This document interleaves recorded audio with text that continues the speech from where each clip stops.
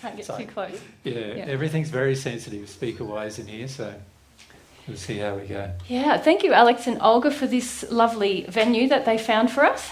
It's it's good. Please put up your hands, Alex and Olga. Here they are. So they've been helping us out. That's Alex and Olga.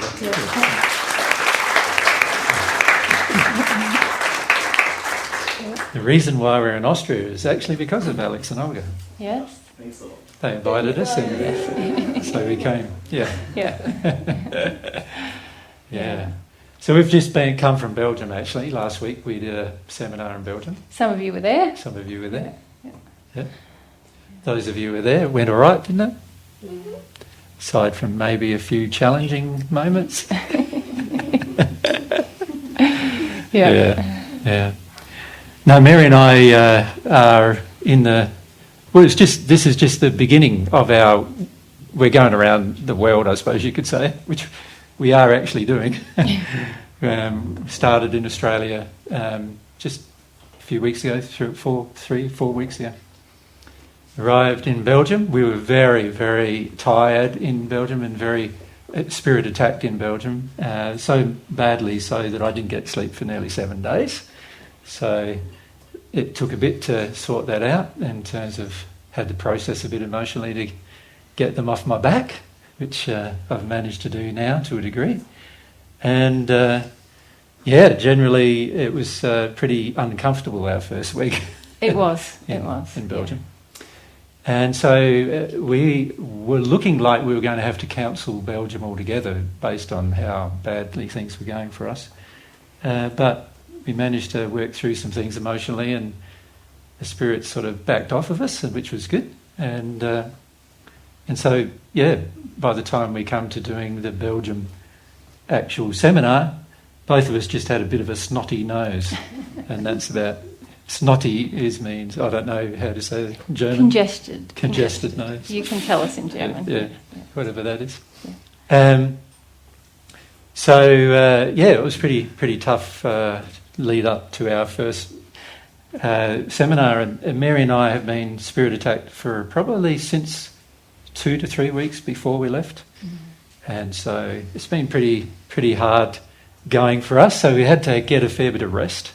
And we're still needing a bit of rest. I haven't caught up on my sleep yet, so yeah. But it's marginally more peaceful here in Austria, where we're staying. We're staying up at, is it Stubaital? Stubaital. Gotta get the link. Very pretty. But there's an excavator excavating. He starts at 7 in the morning. Every morning, so.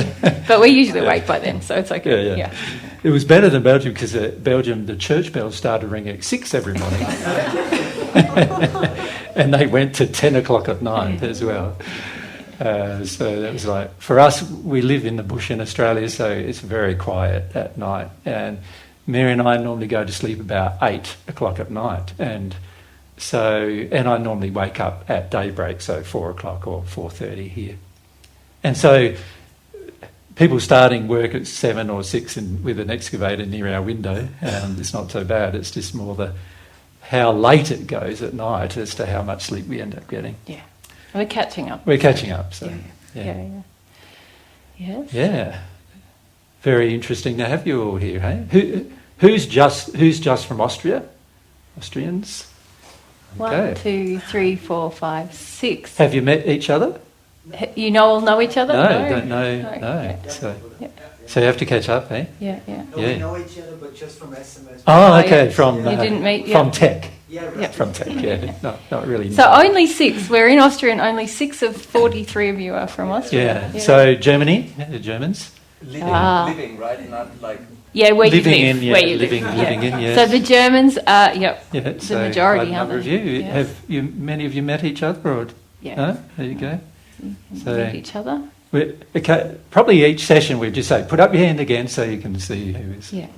Now, other countries, we've got Hungary, I think, is one country, yes? Yes. Hello, the brothers. Hungarians. Is it? Yeah, you can tell they're brothers now that I look, Yeah. So good to have you welcome. guys, yeah. Serbia, Yes. Hello. Hello. Welcome. Welcome. I don't know. Well, how do you say it in Serbian? Welcome. Welcome. Dobrodošli. Dobrodošli. Dobrodošli. Oh, it's good. I like all There you go. of that. And France. Have we got some French? Yes, couple you're of a French. Nicholas. Yeah, so too. Yeah. This is coming from Switzerland. There'll be. Was No. anyone coming from Switzerland? Oh no, Yeah, they're coming. two. Yeah, That's they'll right. be, They're they'll be just a little coming a bit late. late. Yeah. They'll be a little- Croatia. We have. Yeah. Croatia. Yeah. Yes, they're two from Croatia. Greece. Greece. No, where are you? Yeah. Are you Nico. still from Greece, Nicholas? Where? Or you're still on a ship? Yeah. Yeah. Both. Both. Yeah. Yeah. Both. Yeah. Yeah. Okay. So you a ship master now, or you? No. No. Not anymore. No. Not yet. Italy. Italy. Italy. Oh, yes. Yes. So we got 3 from Italy. three from Yeah. Yeah. Or is it Italy or Hong Kong? Do we say? Yeah, both. Both, really, Yeah. yeah. Yeah. Yeah. Both. Half. you go and back half. and forth still, don't you? Yeah. Both of you. Yeah. Kind of. Yeah. Okay. Where did we miss? Portugal. Portugal. 1, 2, 3. Three from. Yeah. You guys all know each other. Yeah. Yeah. Yeah. We'll see you in Portugal. Yes. Good day. Yeah. Yeah. That's why you're all sitting apart, because you used to live in one house together. Now you're like, oh, give me the space. Yeah. Get some break. Bit of break. It's true. Yeah. Okay. Where did we miss? Who? Poland. Poland. Oh, Poland. welcome. So 3 from Poland. Yeah. Welcome. I wanted to come to Poland to the bears. And, Yeah. yeah. We were. And where are you from, Sven? England, but I live in Germany. Okay. Okay. Yep. Yeah. Yep. And who And have we Sweden. missed? Sweden. Yes. Sweden. Yes. Daniela and Johnny. Swedish. There you Yeah. go. England. England. Yes. So Elsa and Emma. Yep. Elsa and Emma. Yeah. And who else is missing? Who did we miss? Who did we miss? Oh, it's nearly everyone. No. Yeah. Yep. Good day. There you go. Nice. You're all Earthlings, Yeah. but not really. Hey, it's not really Earthlings. Yeah. Soulings. Soulings. Soulings. Yeah, all human souls Yeah. coming from far away to this earth Yeah. to have your first experience of life. Yeah. Yeah. The experience of life here isn't that good, though, is it? I've noticed. On the whole. Yeah. We'll talk about that a bit. Yeah. Some Just practical yeah, things. practical things. If we just use the rear exits, just be careful of the technology all around you. Yeah. It's fairly out of your way, but just be careful not to bump it and so on. Yeah. Does everyone know where the toilets are, the bathrooms? Yep. So if you go, if you come out of this room and head towards reception, it's on your right and down a set of stairs. Yeah. Yep. Right next to the reception entry, really. Yeah. If you head towards reception, you'll just see it there. Yeah. That's the set of... they said if you do want to purchase any food or drinks, there's a bar and a cafe here in the hotel. So when we have breaks, there's always someone around. If there's no one serving, just press the bell. We'll have some breaks during the day, probably one main break in the middle if you want to have something to eat. Yep. Around 1 o'clock, probably. Yeah. My. Yes, we will do bathroom breaks. I didn't get enough of them in Belgium myself, so and I'd like to drink more water. We didn't get a chance to drink a lot of water either in Belgium either. Mind you, a lot of that was because the water wasn't very good. But There's better water now. There's better water now. So yeah, so probably every hour, hour and a half, we'll have a bathroom break. But if you do need to slip out, that's no problem. Yeah. Yep. Yes. Do you have a donation box? Yes. We do. At the we do. back, in the red box there, at the back, yeah. Thanks for reminding us. We keep forgetting. It's getting to tell people. Yes.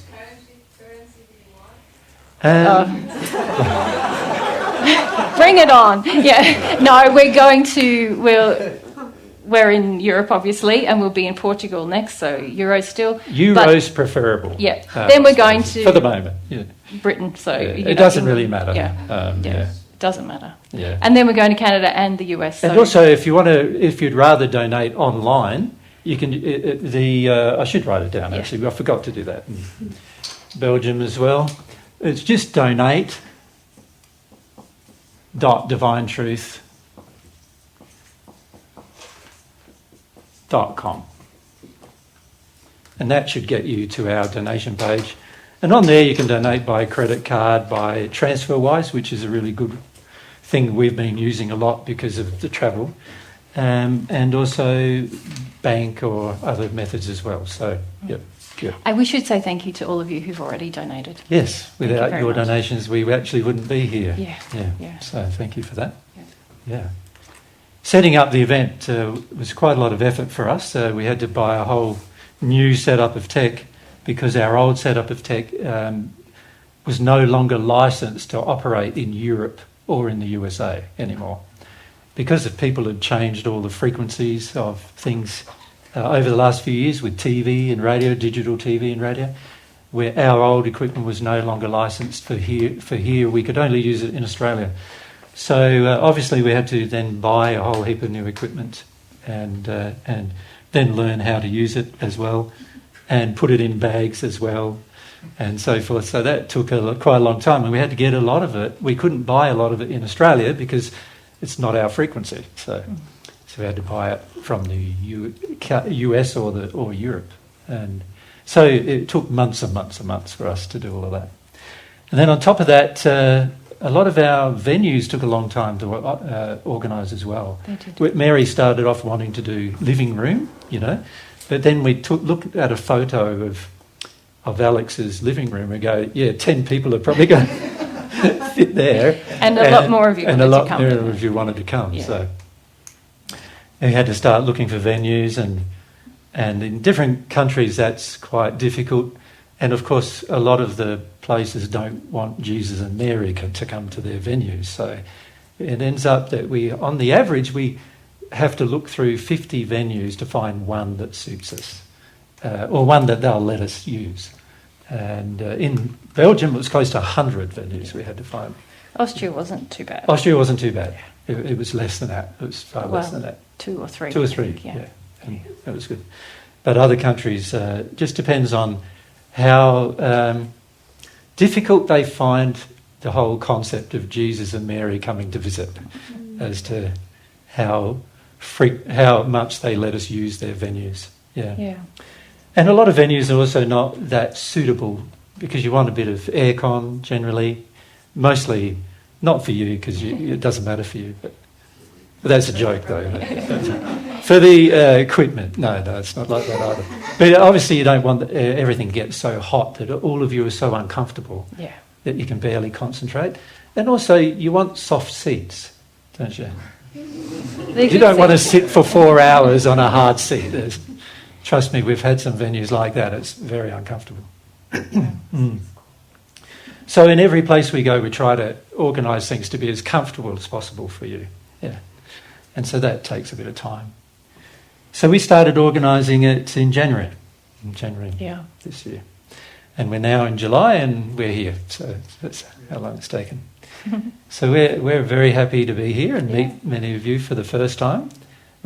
Sometimes we see your emails pass through the office and things like that, and we wonder who's that person in Hungary, or who's that person in Croatia, or who's that person in Germany, or whatever. And because many of you we've never met before, and so we're very pleased to meet you for the first time. And it's lovely to see people that I haven't seen for 10 years or more. Yeah, some of you. So it's really nice. Yeah. Nice to hug you. Yeah. And there's something unique about all of you, and that is that you're actually interested in truth. Yeah? That's a unique thing. I don't know how you find it in your personal lives, but it's pretty hard to find people interested in truth, isn't it, on earth? Everyone's so embroiled in their day-to-day activities, their day-to-day life. There's a lot of detunement from the concept of God, from the concept of there being life after earth. And so people are so focused on living their life here, very little focus on what's going to happen in their future, and very little interest in the subject for the most part. And even those people who are quite religious or say they're quite religious really don't have a very strong desire for truth either. I don't know if you found that, but that's what I've generally found. So it's interesting that you, as a group of people, some of the few people obviously that are at the moment interested in God's truth, which is a wonderful thing. Yeah. and it's something that we'd like to share more of with you over the next 3 days. So we should probably mention what we're going to do over the next 3 days with you. Today, we want to have a discussion with you today about God's personality and nature, and we want to focus on a few specific things about God and his personality and how it's expressed through his laws. So that's sort of what we'd like to focus a bit on today. Tomorrow, we would like to talk about how you want to break those laws. And how that's going. And how that's going for you. Is breaking the law working well in your life? So we want to talk about that, and in that process we'll not only look at ways that you might be obvious to you that you're breaking the law, but also ways maybe that it's not so obvious, where you're breaking the law and therefore receiving a penalty for breaking the law without really understanding why. And so we'd like to talk about those things tomorrow, and we may even get onto that subject a bit today, depending on how we go. And then on Sunday, we're thinking of doing a number of different things with you. Firstly, we're thinking that we'll open the group up to some just general questions that you would like to specifically ask questions about. But also we were thinking we might open it up to some spirits to ask some questions as well. So that way we can help some spirits while we're here as well as help yourselves. Every place we go to, there's obviously many spirits from your history that either come along with you to an event to listen, or spirits that are already here in this area.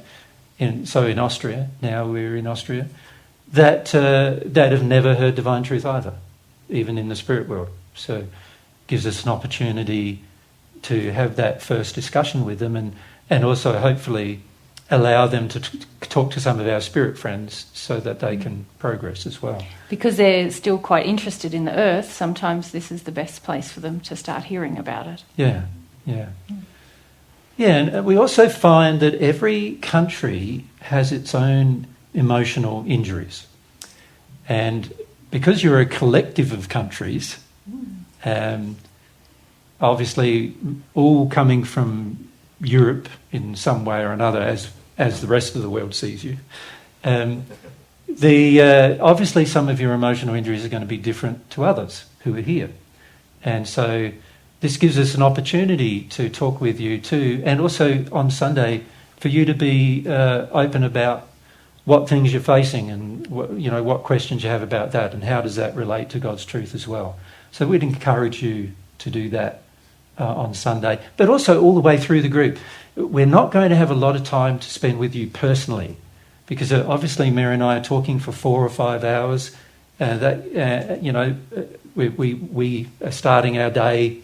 Usually we're here at tomorrow it would be a bit later, but today we're here just we had to leave home at 8 o'clock, and for the most part we go home. We have to unload all of our audio in preparation for the next day, which usually takes an hour or so, and then we have dinner and go to bed. Basically and then we get up the next day and we'll do the same. So not a lot of time to spend with you during the next 3 days, but Mary and I are staying longer this time. So in Brussels what we did was we had a period of time. We knew we'd probably get some heavy spirit attack when we arrived in Brussels because of some of the spirits we knew who were using that opportunity.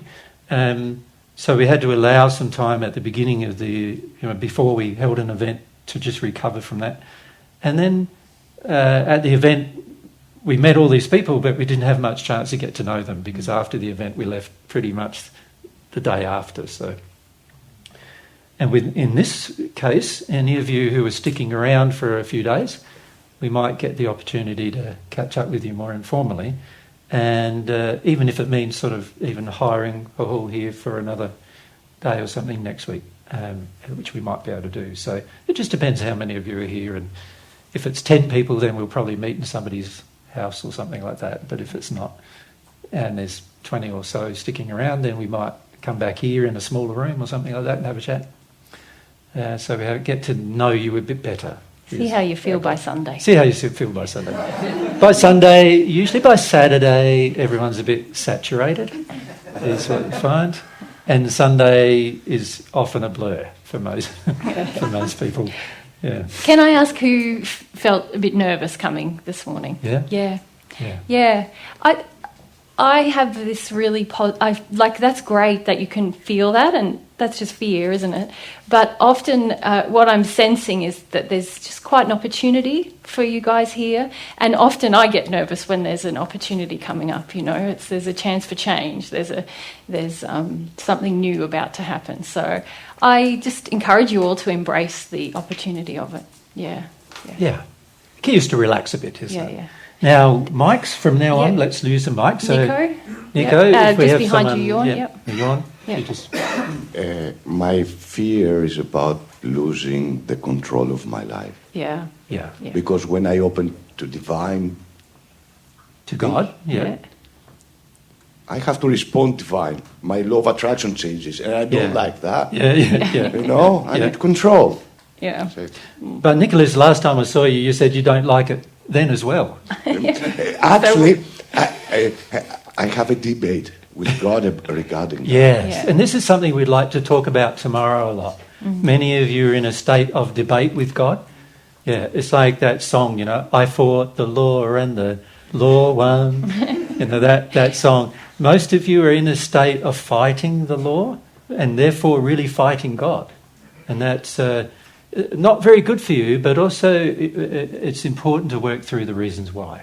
Yep. So that's something we want to talk about during this group, actually. Yeah.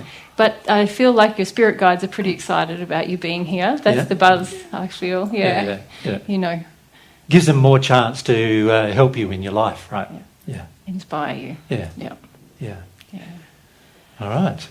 Is there any questions you'd like to ask About the proceedings, maybe. proceedings before we proceed? Yeah. No, you're all good. Charlotte? Fair. If there's an opportunity of an informal meeting, I would have to book an apartment or something. You'd have to change your bookings. Yeah. Yeah. So when will you decide on what day it will happen? It would most likely be Wednesday if we did it. Mary and I will need a rest of a day at least after the event. And on Tuesday, I want to go to the Alps. I want to go up an Alp. Yeah. We think the Tuesday might still be a fine day, and we want an opportunity to do a walk up at one of the Yeah. It's a sunny day. mountains up there. And then some of Wednesday. you might want to join us actually if you're still here. Yeah. Yeah. Okay, thank you.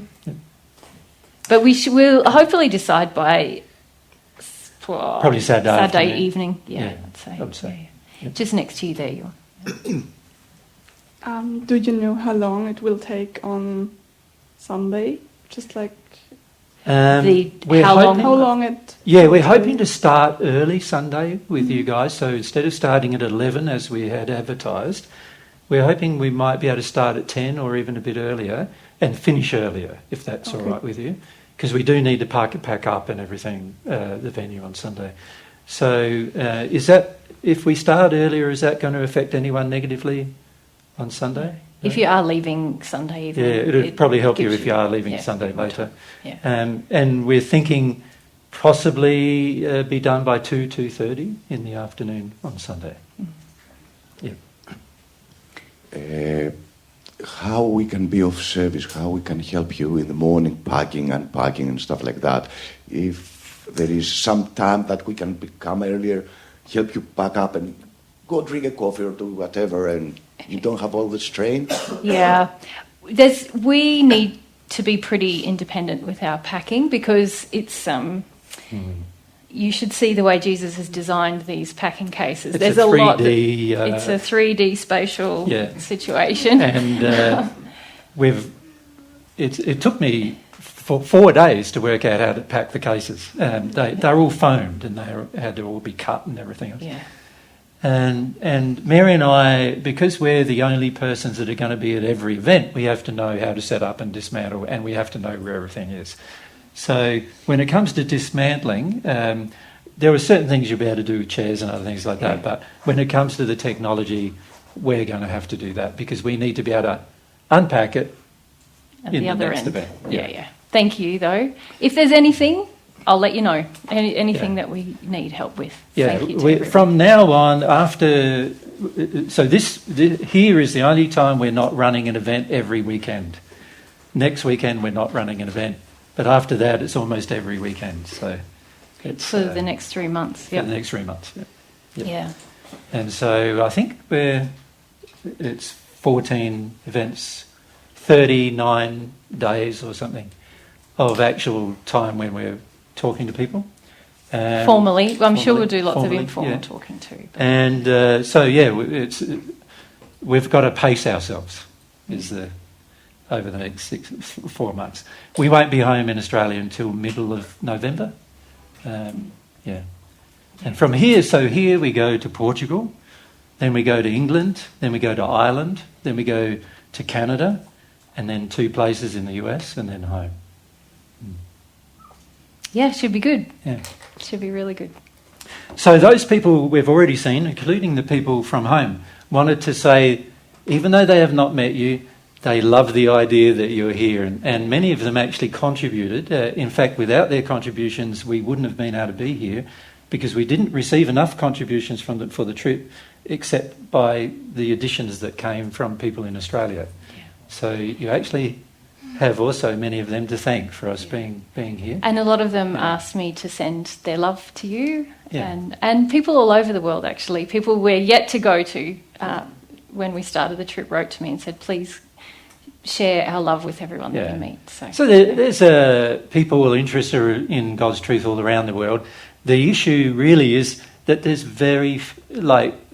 there's only small groups in each country at this stage, and so many of you know what it's like being the only ones interested, I suppose, in God's truth, and it is tricky, isn't it? Because there's so many pressures on you. As soon as they hear, you're listening to a guy who's claiming he's Jesus, there's so many pressures on you to think that it's a cult and all these things. And of course, Mary and I don't run a cult. We imagine the effort it would be. way too much effort for us to run a cult. No, we wouldn't want to. Yeah. Our interest is just sharing God's truth with you and letting you decide what you want to do with that. Yeah. And it's so important that each of us forms our own personal relationship with God. You know, we're really just here to share the truth about God, but you're not going to get to God through us. You know, it's really important that you establish who God is through your own connection with God. And So that's what we want to share with you primarily, how to do that. Yeah. And it's something we have thousands of years experience with. Yeah. So it's easy for us to answer most of your questions in that regard because there's not a lot of questions we haven't heard. Yeah. Most people have asked them at some time prior to your thinking of them, is what we've found. Yeah. But that doesn't mean you shouldn't ask them. That's right. Because it's good, always good. Yeah. Okay, so I don't think there's anything else we need to mention. Let's get this show on the road. Just get the show on the road. Yeah, all right. I think that's all. All right. Mary and I are just going to swap places.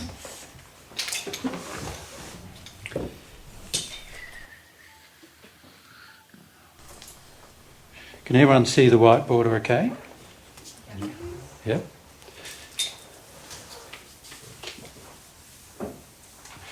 All right.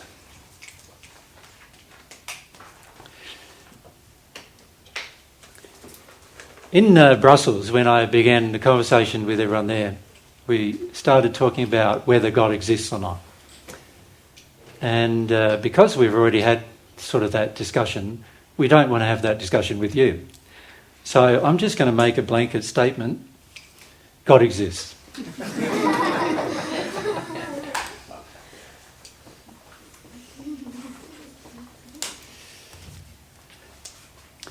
If you don't agree with that, then you're probably in the wrong room. Now, the fact that God exists means that God is real. And that this is an interesting thing to bear in mind in your in your analysis of life. And the question I've got for many of you is, God is real. So what does that mean to you? You see, it's interesting, isn't it? Because we have lives that we're involved in things every day, we're doing things every day, we're having relationships with people, having learning processes ourselves. But how often do we contemplate that if God exists and God is real, what does that mean for me in my future? And what does it even mean for me right now, if God exists and God is real? It's an interesting thing to contemplate. And if God exists and God is real, the next and probably the even bigger question becomes, what is God's personality and nature? You know, how does God feel? What does God think? What does God, how does God express her personality? What is her personality? What qualities does God have? And why are those qualities important to me? If you think about it from a logical perspective, let's say at the moment humans don't really understand, do they, how big the universe is. They know that it seems to be expanding. They know that because they can measure that there's some things travelling farther away from us over time, and they measure it by what's called redshift and blueshift with regard to light to see how fast those things are travelling, whether they're travelling towards us or away from us. And in the process, they can see that it appears that the universe is expanding, which would tend to indicate that the physical universe in which we live has sort of like an outer boundary of some kind. And if the universe has an outer boundary and all the galaxies and everything is it is slowly expanding, then that means the universe is in a state of constant change, doesn't it? So things are travelling at hundreds of millions speed of light per second. Things are travelling apart, and it appears like that might be a never-ending thing. But of course, there's so much that humans are yet to know about the universe itself, and so the main thing we can assume from that is, well, it appears like the universe might have an edge. We don't really know. It might have a limit. We don't really know that either. But the fact that it's all expanding means it must be going somewhere, and therefore expanding into greater usage of space. But that's the physical universe. And 95% of all matter is actually existing in the invisible universe. So they're predicted through seeing the effects of things on other things that there's a whole lot of matter that exists in the universe. And they are right in that regard. A whole lot of matter exists in the universe that is unseen. Now, that matter is in different dimensions, different dimensional spaces. So there's this physical universe.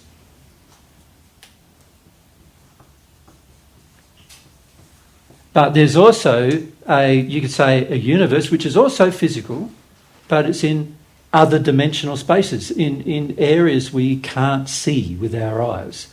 We can't measure it using the visible spectrum of light. And also it takes up a similar space to the physical universe. This is something most people don't understand, mostly because they've never seen it. And, the advantage of coming from the spirit world like Mary and I have is that we've seen it, so it's easy for us to recognise it as real. So there's a physical universe, and then there's these other aspects of the universe. Let's just call them, there's unseen parts of the universe that we can't see, that are still a part of the universe. Now, if one of God's qualities is that God is the creator, then it means that God created that. And God not only created it, but also created the laws that govern it, which is more important, if you think about it, than the universe itself. Because without laws governing the universe would be absolutely chaotic. And yet it's not. It's governed by laws. All of the universe is governed by laws. So right down to the smallest particle measured at this stage by man, and there's actually smaller particles than what are measured, right up to the biggest masses in the universe that humans can measure, which are galaxies for the most part,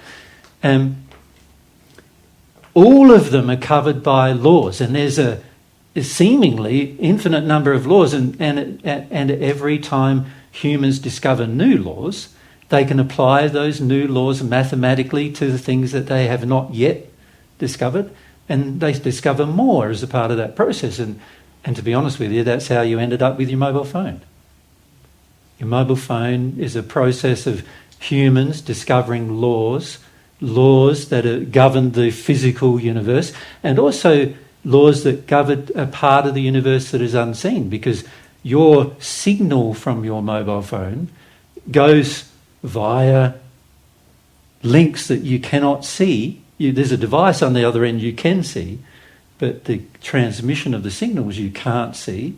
They happen near speed of light, and you can't see any of that. But at some point someone had to discover the laws that govern that in order for you to be able to use a mobile phone. So the reality is there are many laws that humans are using right now that they can't see, but they know exist because they're using them, right? So we're discovering that this physical world is governed by law. Right? So you could say, if you wanted to summarise the types of law, we can do that in a minute, but you can see that the physical universe that you're currently sitting in is definitely controlled by laws. And that would also indicate, that's one of the evidences, in fact, that a creator exists. Because a chaotic universe wouldn't create a whole heap of laws by itself spontaneously. A question, thank you. So just keep your hand up so people know. Yeah, that's it. Why is the universe so big if, like, humans only live in such a small space? Do they? I don't know. Yeah, that's what I'm right. See, asking. that's right. You can see, for any of us, no matter what our stage of development, there's things we don't know, isn't there? So that's a very important thing to remember, isn't it? That there's a whole heap of things we don't know. Now, there's things that Mary and I know that you don't know, but there's also things you don't know that other people don't know. And then there's things that Mary and I don't know as well. You know, of course. And of course, God knows everything. So this is something that should help us with something that I'd like to talk about a lot more with you today, which is the word perspective.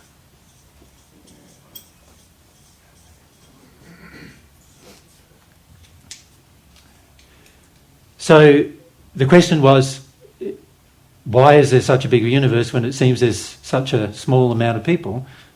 But we don't know there's a small amount of people. We also don't know that there might not be other Earths, and in fact there are other Earths. Like I've met the people from the other Earths. Well, when I say met the people, I've met usually 2 people from the other Earths only at this stage. But that was when I was in the soul union state with Mary. We met people who were in the same state with from other Earths, 6 other Earths at this stage. And we met them and conversed with them, and they told us their experience and we told them ours, so that we know for certain those Earths exist. But that's only 6 in entire, huge space. What's God's purpose for the rest of that space? Is a good question, isn't it? Mm-hmm. And it is something that's worth considering for your future, is why would God create such a huge expanse only to have most of it empty? Is that God's intention? So obviously it wouldn't make sense that it's God's intention, would it? So obviously there's got to be something going on there as well. Yeah? Just here. Is it linked to what some people are planning to do with Mars, to colonize Mars? Well, I suppose I shouldn't get onto the subject of colonising Mars. But, If Cornelius was here, another one of the 14, he has a lot to say about colonising Mars. He's not impressed. all the 14 have a lot to say about colonising Mars, and we're not that hot on the idea. But if you think about a place like Mars and compare it to Earth, what do you think? What do you feel? Obviously, Earth has been custom-made for human life. Mars, not custom-made for human life. Right? Now, while it is true that we have the capacity and the ability to develop technology to go to places, we also have to start considering the expense on Earth as to what that's causing. So every rocket we fly into space, causes pollution, degradation to this environment, that takes resources from this environment. We've got to start considering the balance of these things. But God didn't stop you or want to stop you from exploring the universe. But there are far better ways than creating a rocket. Yeah? When you're a spirit, you can just go to the places.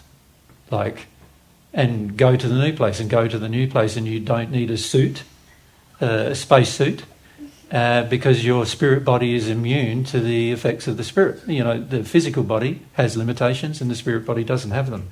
So your spirit body is able to also go large distances without a spacecraft. So, most of my exploration of the universe, which I've done a lot of, has been primarily done in my own body as a spirit.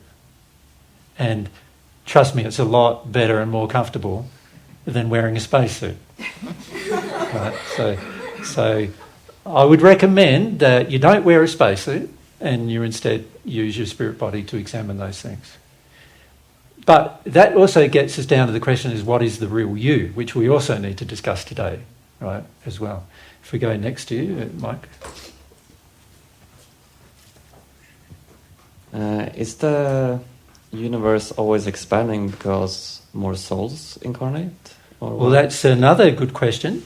More souls are incarnating, so obviously there is going to need to be somewhere to place them. But if you look at the size of the universe compared to how many souls have incarnated at this point, there's a great discrepancy, isn't there, between how much is in the universe and how there are more planets and stars than there are people.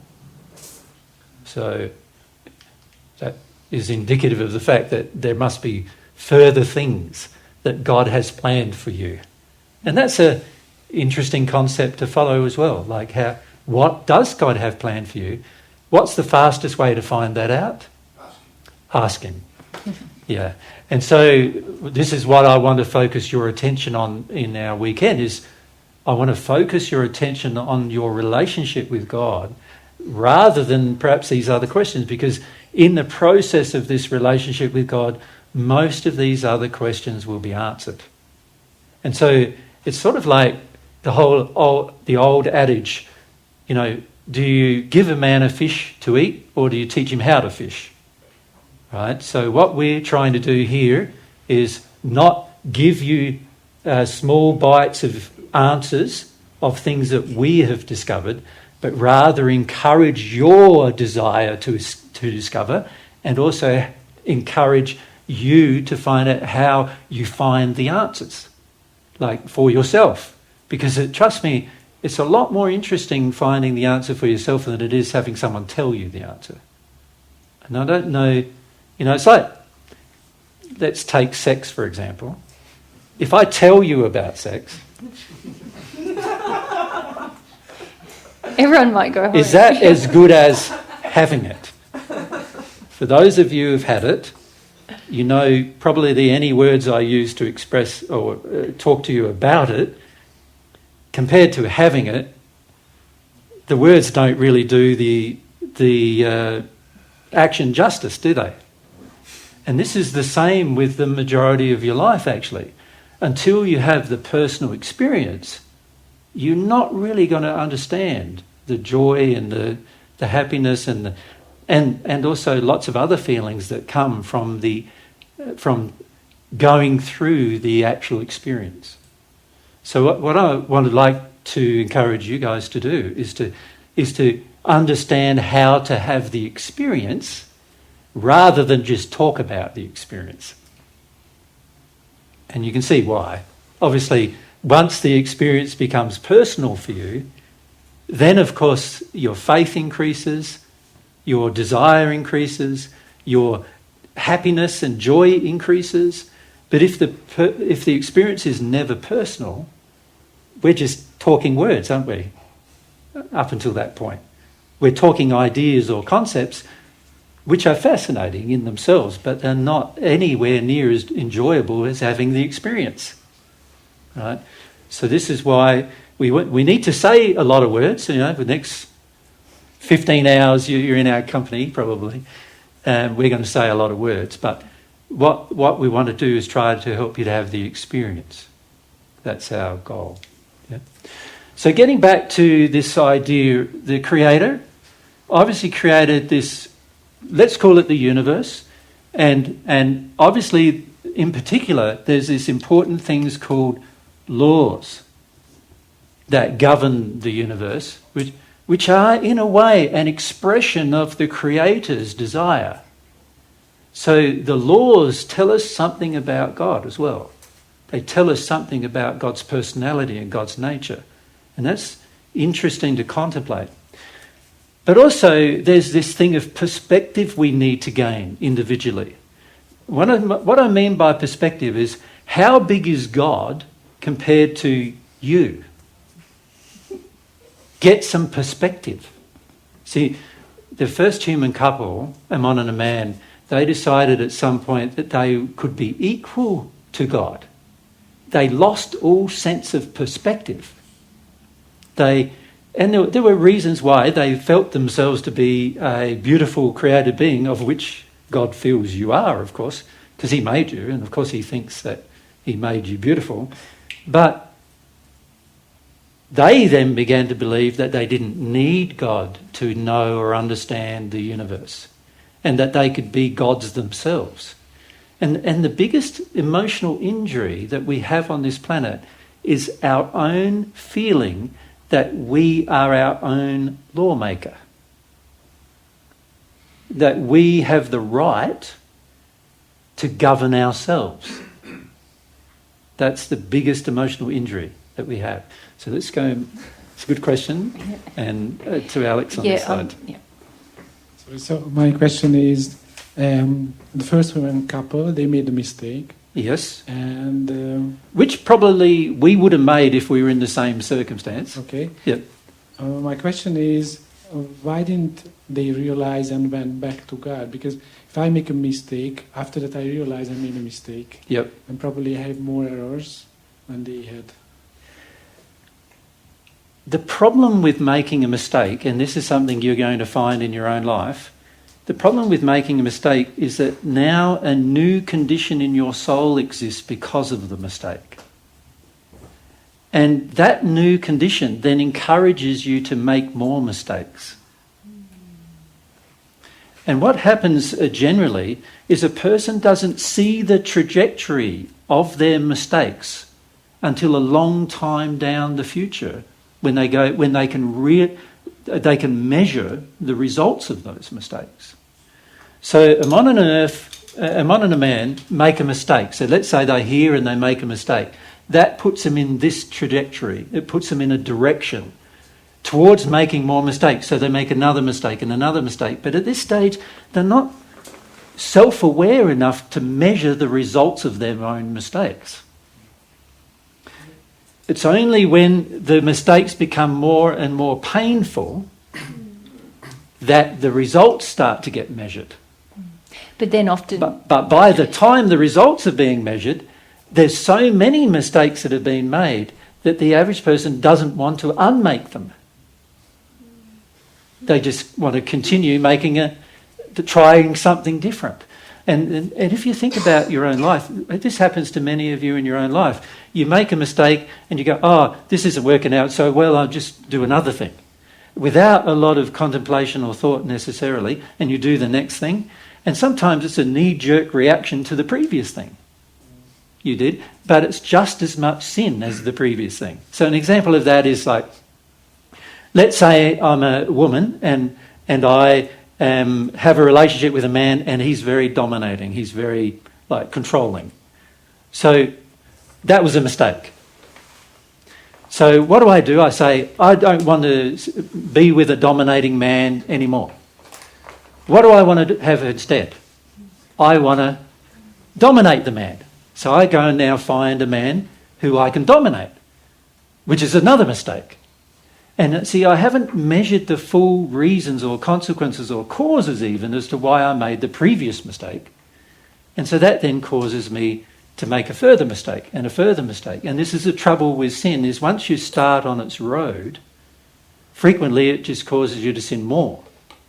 And very few people have the internal set of awareness or moral character where they'll stop that process. Now, a mon and a man weren't, most of you might think that they were built with a moral compass, but actually they were in the same state as you were when you were a baby, and there was no moral compass yet. It had to be developed. But in the process of making choices and decisions, their moral compass slowly got distorted, right? And so by the time they became aware of the problems they had created, there was also no longer a desire to fix it with God. They wanted to fix it themselves. They wanted to correct it themselves. And could we also add to that? Very often as humans, we're very bad at measuring how we got, what was the mistake. We got there. We often say, oh, it wasn't the true, we don't put the effects with the actual cause. We make a series of mistakes and then we blame something else for the effects, you know. Yep. We don't see, oh, it was that decision back there. We blame others or we blame this other thing that we did. And we're very bad at putting causes with effects when we're sinning. Yeah. So I've talked to our mon and a man, and their answer to that question, which is the exact question I asked them, was that they had gone on for many hundreds of years before they actually realised how big a mistake they made. And the result of that, of course, was that now they didn't know either how to undo the mistakes either. They didn't have... They had blocked off the potentiality of a relationship with God themselves, and in the process of doing that, there was no... They had to work it all out how to undo their own mistakes now. Now, as you well know, for many of you, you know, having no help to deal with your mistakes is tough, isn't it? Like you don't know whether you should do this thing or that thing, or should you make, what decision should you make? And that's the exact same feeling they had. Like, how do I now undo these mistakes? You know, they could see, by that stage, they could see that their relationship with God had been broken, but also they didn't know how to fix it, and they didn't know what to do to fix it. So they just continued in their way until they passed. And then, of course, eventually they made their way to the sixth sphere of the spirit world, which is where they were when I first met them. And then, obviously, they heard about God's truth, and then they progressed from that point onwards. But the key for many of us is to realise that if we were in the same circumstance, we possibly would have done the same things, you know. And if we're honest with ourselves, many of us like to be or like to believe we're our own God, our own lawmaker, and as a result of that, we have that same feeling that they had. I want to make my own laws. I want to ignore the potentiality of there being a God who made laws that would govern my life. But let's just go to Alex for a moment, because you had... Hi. Since we're talking about size and perspective, yeah, isn't it that the more love, the bigger the things are? And was it in times of Ammon and the man that everything was bigger, themselves and the trees and everything? It is true that their souls and their physical form was obviously better than ours are today, and also their souls were in a more pristine state. And they were the only beings that were, the only humans that weren't born, right? So they were given a fully formed body, and so their birth, if you like, was like an unincarnated soul, like a child, put into a fully formed body. So they're the only people who've ever had that experience on this earth, a child being put into a fully formed body. But emotionally and intellectually and mentally and spiritually and sexually, they were undeveloped. They had to learn how to develop those things. So even though they had a perfect body that was created for them, and even though the earth by this stage had been well prepared for their arrival, so there was food everywhere, animals everywhere, creatures everywhere, in the place where they arrived, which was near where the Middle East is today, instead of it being like it is today, which is almost like a barren desert, it was a rainforest. It was beautiful. And we're talking 150,000 years or more ago on this earth. So there's been a lot of things happen to the earth since then. And in that place, so they arrived in this beautiful place, they arrived in a beautiful condition, but with no experience. And that's the thing you've got to bear in mind. There's no experience. There's no experience. They had to gather experience. And so they were like babies in an adult body. They had to learn that they could eat. They had to learn they could drink. They had to learn everything, just like you would if you were a baby having to learn everything. But they had an adult body to do that in. Does that make sense to you? Now, they're the only people on earth who've ever experienced that. So talking to them is very interesting because you find out a lot of things about their experience and what their experience is like. But what I'm trying to do is hone you back into this thing of that there is laws and perspective. And why did I raise Ammon and a man? Well, because Ammon and a man were placed into this universe when they were unconsciously created. In other words, there was a time before they incarnated on earth, they were unconscious of themselves. They didn't know themselves. They had no experience. They weren't self-aware. And then as soon as they were placed on the earth, they became self-aware. And their self-awareness gradually grew as time went on.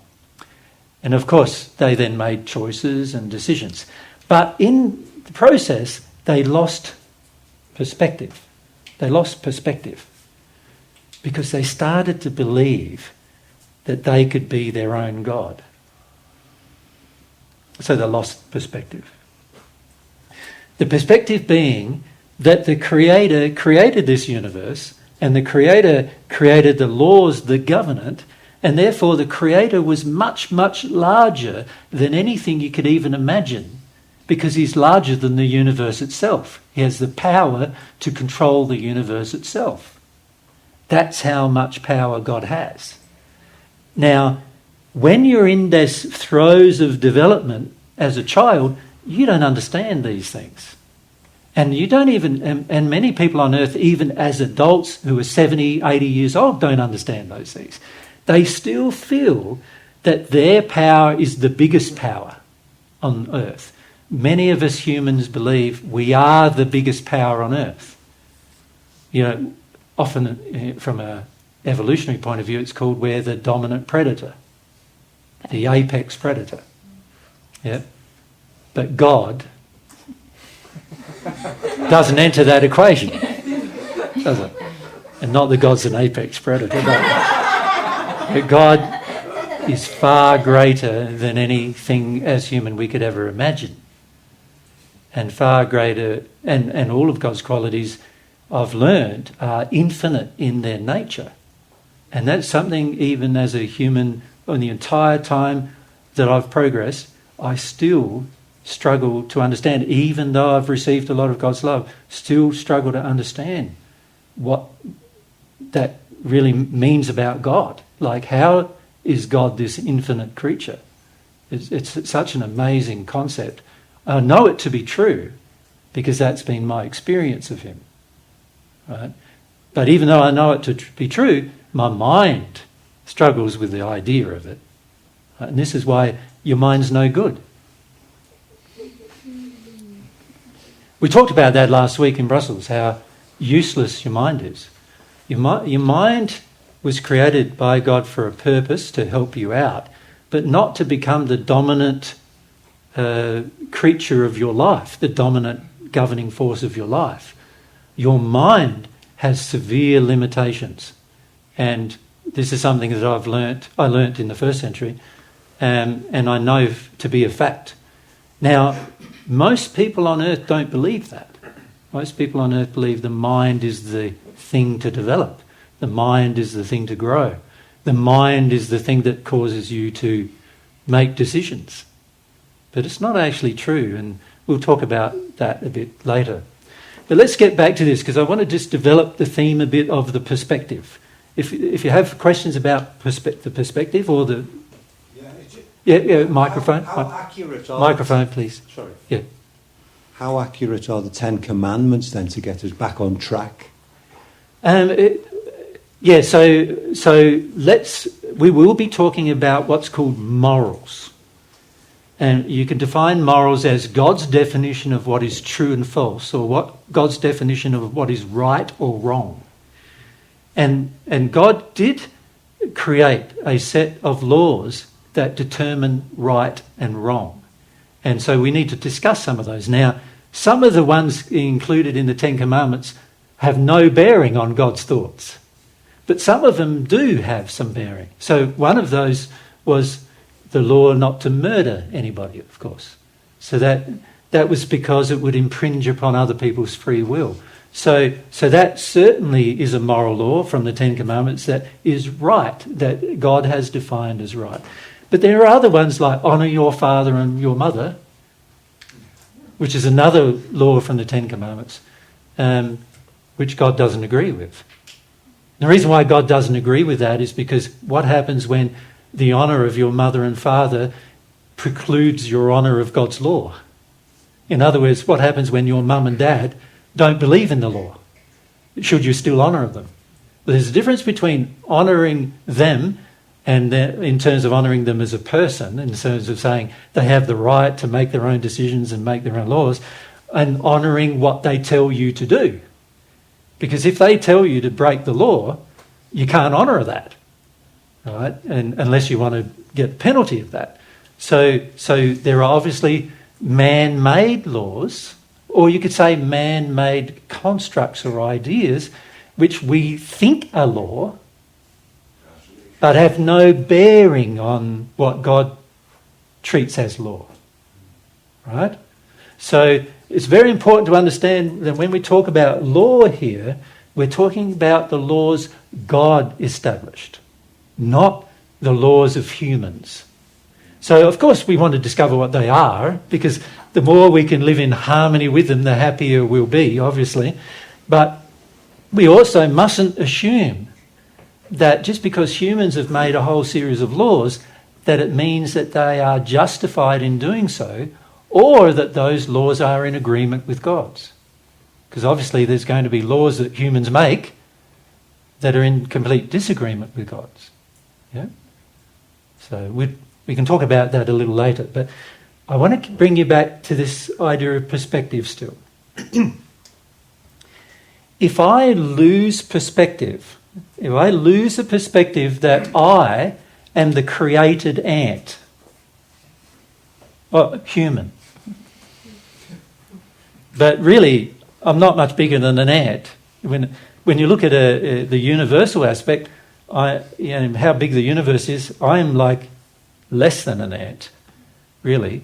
That's how I'm small in comparison to the universe.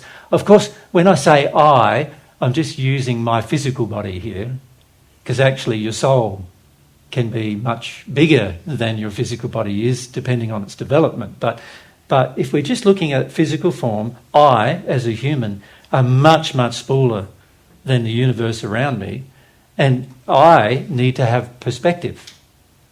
I need to have perspective. If God is infinite and God created this huge, huge thing that I can't even grasp intellectually how large it is, and I live in it, then I must be less than God is. Right? And this is a very important thing to remember for your life. It's when you try to make yourself equal to God or greater to God that you're going to run into most of your problems. And one of the ways we, as humans, make ourselves equal to God or greater than God is by creating our own law and living by that. This is one of the ways in which we dishonour God, actually, and in the process cause a lot of trouble for ourselves. And that's because we've lost perspective. You could say losing perspective is arrogance. Can you see that? It's becoming arrogant. And many of us don't realise it, but we are extremely arrogant when it comes to our relationship with God. As Nico pointed out earlier, we're even able to believe that when we have an argument with God, we're going to win. Like, as if that is ever going to happen. It's never going to happen. You set yourself up in opposition to the universal creator. Do you think it's going to work out well? Now, most of us think it is going to work out well. That's how arrogant we've become. We think it's going to work out well. Yep, Bjorn? Can it also be like fear of the greatness? Well, fear does play a part in our desire to ignore law, that is true. But how much of it is fear versus anger?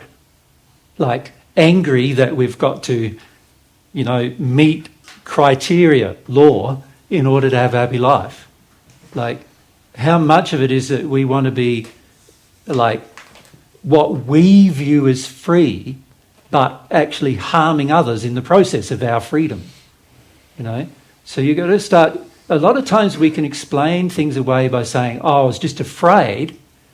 But a lot of times when I see a person doing that, they're really just angry. And they call it afraid. Because why would I call something fear when it's actually anger? Why would I do that? What's my reason for doing that, do you think? Franz, you want to? So to mask or justify it? Yes, to mask my true desire. Why would I want to mask my true desire? Because I don't want to change it.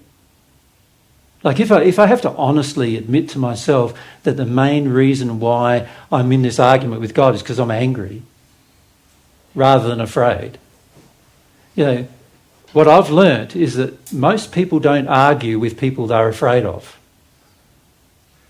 Isn't that true? Like, if you think about the people you're truly afraid of, do you ever go up to them and start a Barney with them? Most of the time not, right? You don't. You go, that person you're afraid of, you go, I see them down the street, I go, walk in the other direction. That's how I usually act in my fear. But when I'm in my anger, now I'll feel like I've got to say something to that person. Up I go. You see the difference? And so when we're in this sort of state with God, where we're having an argument with God, we're really in a state of anger, not in a state of fear. Right? And most of us don't realise why we're in a state of anger. That's true. There's a lot of reasons why we might be in a state of anger. But anger is a lot about power, isn't it? Gaining power over something. So most of us want to feel that we want to gain power over our life. We want to gain power over our emotion. We want to also gain power over God. We want to get to the stage where we think that what we do is more important than what God thinks we should do.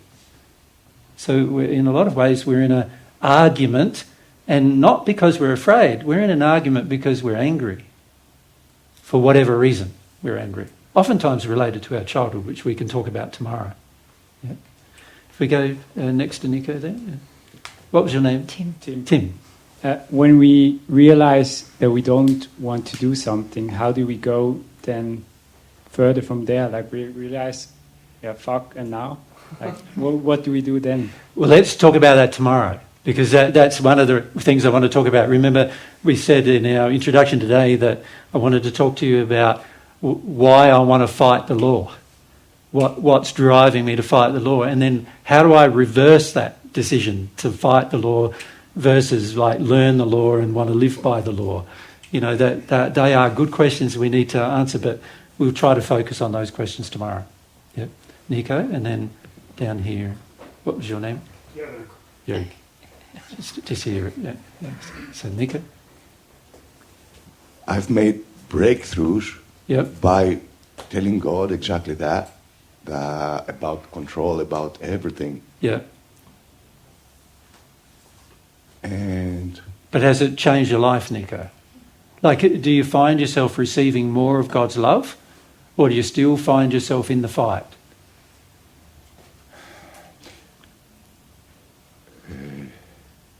If I choose every day to abide by His laws and to be humble, I receive a lot of love. Yes. If I want to wear my facade, say, okay, today I'm not in the mood. Yeah, not in the mood. Yeah, the law works. The law will remind me that I break the law. Yeah. And when I fall down, like what you painted in the board, the law will become stronger and stronger because it's a force. Of course. It's action and reaction. But my question for you, though, is what is going to change in you where you no longer decide, I'm not in the mood? Where you no longer decide, I don't, you never finish up deciding, I don't want to do it. You're always in the mood. mood. You always want to do it. Yeah. So, you love doing it. There needs to be a time in your life, doesn't there, where you actually give up all resistance, knowing that all resistance to the law is futile, rather than going, I will live happily with this law or that law or that law, but those other laws over there I'm going to not live by. A person who does that, you could say, has not yet grown in love enough to understand, and in love of self enough to understand that any law they break is going to cause regret, cause sadness. I already know that, and I'm prepared to feel this sadness. This is why I'm saying why. Why would a person choose to do that? See, that's something we need to discuss tomorrow, isn't it? Why would we know that something is good for us, and yet we still don't do it? Isn't that the definition of being crazy? Right? No, it's the definition of being sad. Well, doesn't holding on to sadness make you crazy? From God's perspective. Of course it doesn't. It makes you make decisions that are not sound. Do you understand? And therefore motivated by a touch of madness. Yeah? But we'll talk about some of that I understood your perspective, what you're saying. It's not my perspective. Okay, sorry. It's God's, yeah. Are we, Fire away. are we created on the image of God? In what way? Yeah, we need to talk about that a little bit too, don't we? So let's look at God's highest creation, which, believe it or not, is not the universe. It's your soul. So let's look at the highest creation, the human soul.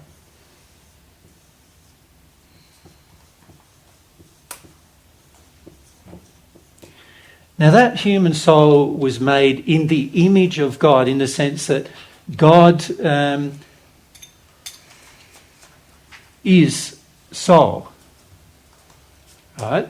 But not in the. It doesn't have the same capabilities, characteristics as God's soul, in the sense of that it's infinite in its nature. God created us, human souls, to be finite in nature.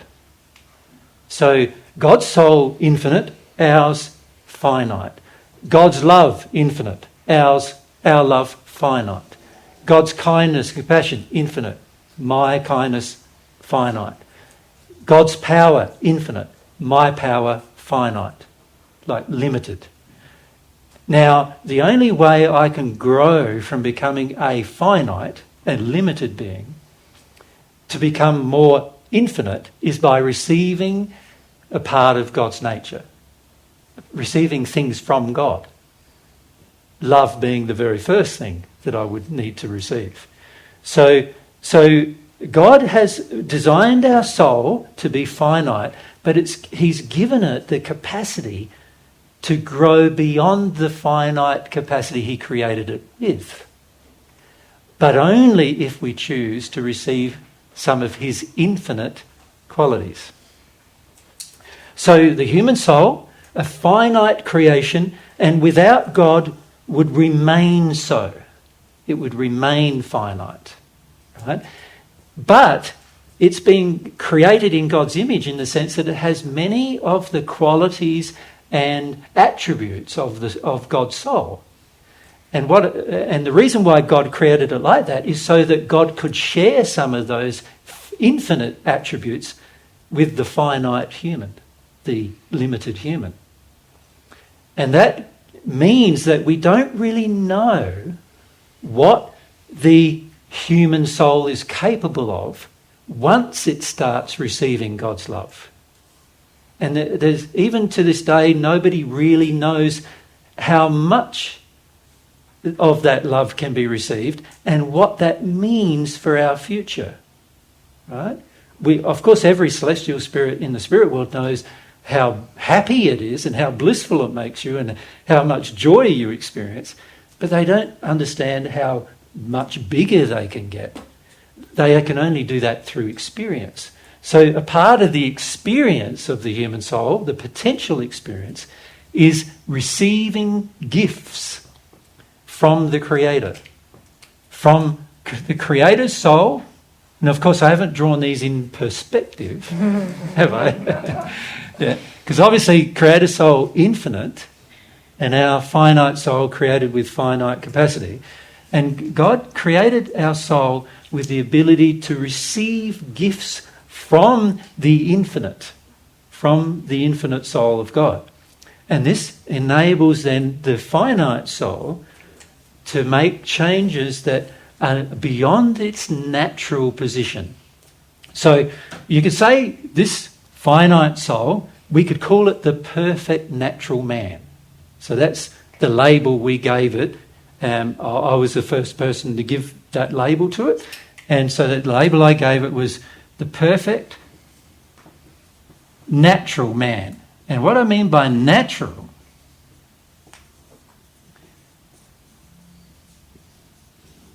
right? What I mean by natural is that that's the limitation that we have if we remain that creature. We will never go beyond that. By the way, it's an amazing place to be that. So on earth, nobody experiences that because there's so much sin imbibed on earth that has degraded the natural man or woman into no longer being perfect. And now, because we've got so much sin, in other words, we've broken so many laws, and the consequences of those breaking of the laws is being felt by us, so that now means the soul is feeling the consequence of the breaking of those laws, and so we're no longer perfect, we're now quite degraded. Right?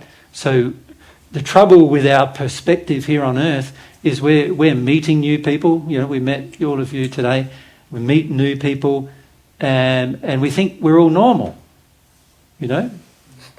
We're sort of... But we are degraded humans. You know, we're no longer the perfect natural man, right? That got... You know, there's a whole series of things that happen to us, some of which we'll talk about tomorrow, that happen to us that cause us to no longer be that creature. But the trouble is we're meeting each other and seeing ourselves in the mirror thinking we're pretty good, but actually we're just this degraded natural man, right? So we don't even have perspective enough to know that we're degraded. Does that make sense? For most of us, we don't even have that perspective. But in answer to your question, this perfect natural man, woman, it's actually a soul which is two halves of one person, two halves. Your one half, your soulmate, the other half, makes the human soul. It's the soul that has been created in the image of God. It has only this as its future if God is not, if the soul isn't receiving qualities from God. That's its only future. Yeah. So does that answer your question? Okay. Yeah. Hi, Jay. What is the God's wisdom in incarnating the souls in that state? I mean, it's like we're incarnating souls into the nuthouse, basically. A nuthouse created by us. But I have a problem with that because is it individual? Like each soul is sort of individual. How is it itself, in unconscious state, responsible for the collective? So now that question is motivated by an emotion. It is. Yeah. And the emotion is, I feel it's unjust. I'm angry. Yeah. Unjust, yeah. I feel it's unjust. Now, you see, the difference between you and I is I don't feel it's unjust. And God doesn't feel it's unjust either. So why do you feel it's unjust is a part of the question that needs to be answered, doesn't it? Now, so what you're basically saying is that because this poor human soul is coming to this crappy place, this terrible place, and let's feel sorry for that soul. All right? Now, we must first understand the purpose of God creating the process of incarnation, what the reason for incarnation is. You see, for you to become a self-aware being, of which this soul has the potential of doing, you have to have an experience.